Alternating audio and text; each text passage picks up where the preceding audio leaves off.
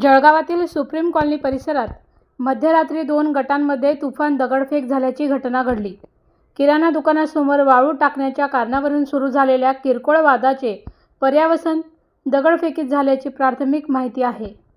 या घटनेत दोन्ही गटांकडील 4 जण जखमी झाले असून एका कारच्या काचा फुटल्याने वाहनाचे नुकसान झाले आहे.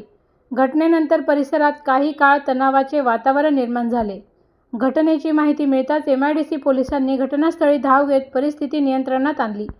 सध्या परिसरात तणावपूर्ण शांतता असून दंगा नियंत्रण पथकासह पोलिसांचा मोठा बंदोबस्त तैनात करण्यात आला आहे.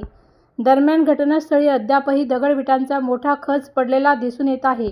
या प्रकरणी MIDC पोलीस ठाण्यात एकूण 8 जणांविरोधात गुन्हा दाखल करण्यात आला असून 4 जणांना ताब्यात घेण्यात आले आहे.